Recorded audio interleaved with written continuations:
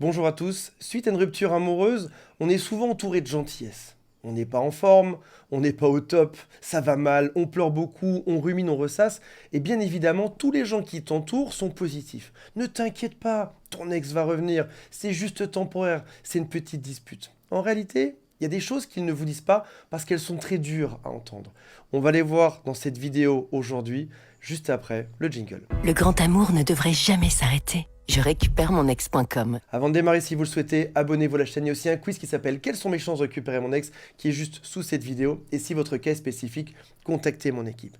La toute première vérité qui est difficile à entendre suite à une rupture amoureuse, c'est que parfois on est quitté sans aucune raison. C'est juste que ton ex n'a plus envie d'être en couple. Il veut juste partir, faire autre chose. Ou alors il a une espèce de malaise général. Il se sent mal dans sa vie à cause de son travail, à cause de sa famille, à cause de ses enfants, à cause de n'importe quelle chose qui peut lui arriver et il veut juste être tout seul.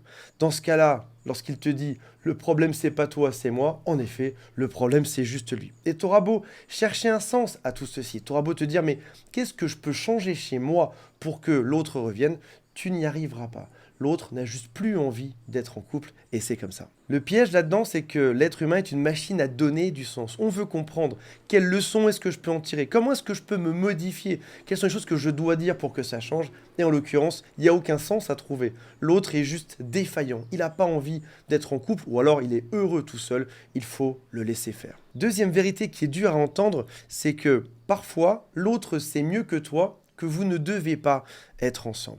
Quand j'étais jeune, je voulais entrer en boîte de nuit. Un videur m'a dit non, non, ne rentrez pas dans cette boîte de nuit.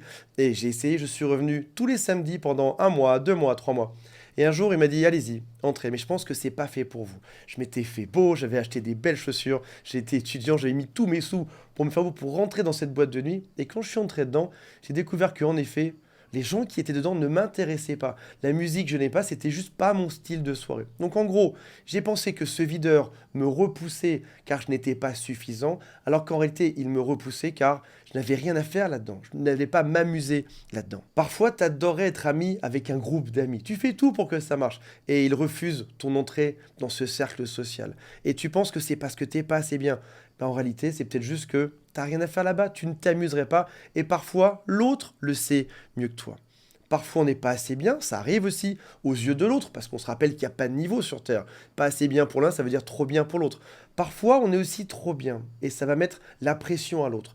Comment est-ce qu'il doit se comporter au quotidien pour être avec une personne qui est aussi bien? Ou alors, encore, il a peur que tu le quittes par la suite, et c'est pour ça qu'il prend les devants en partant en premier. Tu as déjà dû voir le cas de figure aussi. Parfois, ton ex te quitte et sort avec une personne qui est nulle. Nulle à tes yeux, encore une fois, il n'y a pas de niveau sur Terre. J'ai eu une rupture amoureuse il y a quelques temps de ça, et cette femme m'a dit je te quitte, Antoine, je suis désolé, je vais aller avec mon ex, qui ne m'a tapé que 4 fois l'an passé. Dans ma tête, je me dis se faire taper 4 fois, c'est quand même déjà pas mal. Déjà une fois, c'est beaucoup. Non, cette femme voulait aller avec son ex qui avait déjà tapé 4 fois. J'ai dit écoute, très bien, éventuellement, vois peut-être un psy pour en parler, mais je te souhaite toute la chance du monde et tout le bonheur du monde dans ce couple-là. On a vu aussi dans une vidéo il y a quelques jours que parfois, on ne fait pas souffrir l'autre de la bonne manière. On donne trop d'amour, l'autre veut de la distance. On donne pas assez d'amour, l'autre veut le contraire. Quoi qu'on donne, l'autre veut quelque chose qu'on ne sait pas lui donner dans ce couple-là. Donc, dans ce cas-là, qu'est-ce qu'il faut faire? C'est accepter que l'autre sait mieux que toi ce dont il a envie. Troisième vérité qui est difficile à entendre, c'est que recontacter son ex donne rarement de bons résultats. Avez-vous déjà essayé? Est-ce que ça a déjà fonctionné? Éventuellement, l'ex répond de manière gentille, un peu distante, mais ça donne rien. Généralement, ce qu'il faut faire, c'est faire un silence radio, donner l'espace que l'autre souhaite et attendre son retour et là enchaîner sur le fait d'avoir une bonne communication, de montrer des changements et d'avancer. Il y a 2 cas où il faut reprendre contact. C'est dans le cadre d'une rupture qui date d'il y a vraiment pas longtemps, moins d'une semaine. On peut penser dans ce cas que c'est pas une rupture, mais c'est plutôt une dispute de couple. Et dans ce cas-là, ce serait dommage de démarrer un séance radio, alors que finalement, il y a peut-être juste des non-dits, il faut juste communiquer avec l'autre. Ou alors, si votre rupture est très longue, ça fait des années que vous êtes séparés, pareil, tu viens, tu donnes des nouvelles pour savoir ce que l'autre devient. Quatrième vérité qui est dure à entendre, c'est que être ami ne vous servira pas à grand chose. On a déjà parlé sur cette chaîne de ce qui s'appelle la fausse amitié. Temporairement, pendant quelques jours, éventuellement 1 ou 2 semaines, on joue à la fausse amitié. On fait semblant qu'on est copains juste pour se rapprocher, juste pour communiquer, juste pour arranger les choses. Mais au-delà d'une semaine ou de 10 jours, ça ne servira à rien. La séduction vient d'une tension. Il faut créer un manque, il faut créer un besoin de vous revoir. Si jamais vous venez faire s'effondrer cette tension en étant tout le temps présent, en allant dîner avec votre ex, en répondant à tous ces messages, il n'y aura plus ce manque. Vous ne pourrez plus jouer sur cette chose-là. Ce qui signifie que votre ex se dira « oui, nous avons une belle relation amicale aujourd'hui », ou alors ce sera peut-être une bonne source d'approvisionnement pour son ego, parce que vous le regardez toujours amoureusement, vous êtes toujours amoureux de cette personne, et du coup votre ex s'en nourrit, il se sent supérieur. Quand je vais voir mon ex, je sens qu'une personne me désire, et je me sens supérieur. Suite à la rupture, j'ai retrouvé personne. Qu'est-ce que je vais faire? Je vais aller revoir mon ex parce que cette personne me regarde avec des yeux amoureux, me fait des compliments et je vais repartir booster dans mon ego pour conquérir l'univers. Vous n'avez pas envie de ça, j'imagine. Cinquième vérité difficile à entendre, c'est que tu as été largué en réalité des mois ou des années avant la date de la rupture. On dit que un ex a pensé pendant tout le dernier tiers de la relation à vous quitter. C'est monté doucement en lui, il a trouvé un jour le courage. Ça a monté, monté, monté, et un jour c'était suffisant. Il vous a annoncé que maintenant c'était fini.